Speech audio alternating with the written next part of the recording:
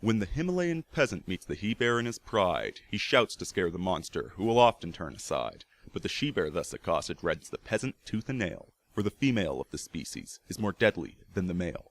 When the nag, the basking cobra, hears the careless foot of man, he will sometimes wriggle sideways and avoid it if he can. But his mate makes no such motion where she camps beside the trail, for the female of the species is more deadly than the male.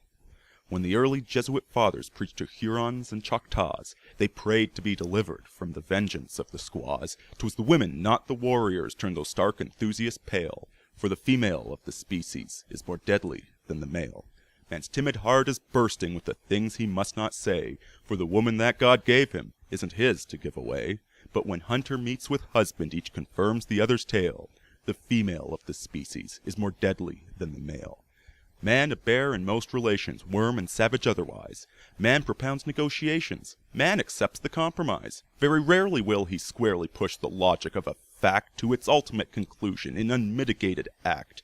Fear or foolishness impels him, ere he lay the wicked low, to concede some form of trial, even to his fiercest foe. Mirth obscene diverts his anger, doubt and pity oft perplex him in dealing with an issue to the scandal of the sex. But the woman that God gave him, every fiber of her frame, proves her launched for one sole issue, armed and engined for the same. And to serve that single issue, lest the generations fail, the female of the species must be deadlier than the male.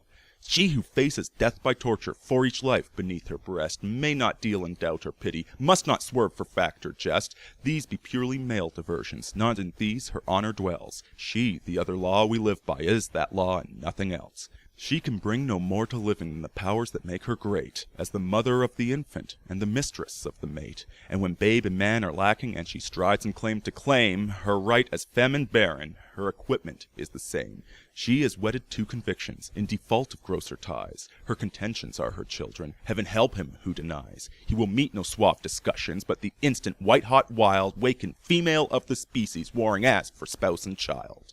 Unprovoked and awful charges, even so the she-bear fights. Speech that drips, corrodes, and poisons, even so the cobra bites. Scientific vivisections of one nerve till it is raw, and the victim writhes in anguish like the Jesuit with the squaw. So it comes that man the coward, when he gathers to confer with his fellow braves in council, dare not leave a place for her, where at war with life and conscience he uplifts his erring hand to some god of abstract justice, which no woman understands.